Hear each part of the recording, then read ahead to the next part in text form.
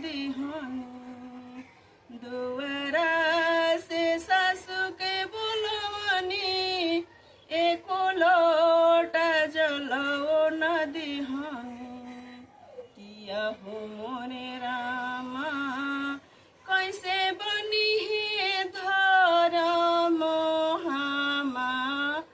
रनु हो राम ओह घर से गोतिन के बोलवनी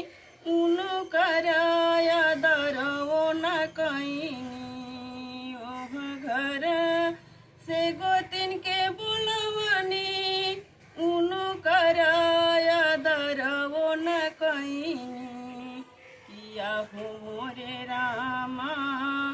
कैसे बनी है धर्म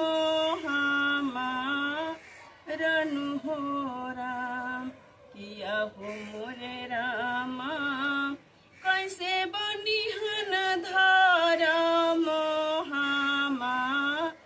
रनु हो राम ससुरा से ननद के बोलवनी उनु कराया दरवो न कहीं ससुरा से ननद के बोलवनी उनु कराया दरवो न कहीं किया हो मोरे रामा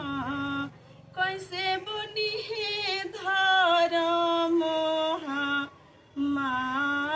रनु हो राम किया हो मोरे रामा कैसे बनी है धर्म रनु हो राम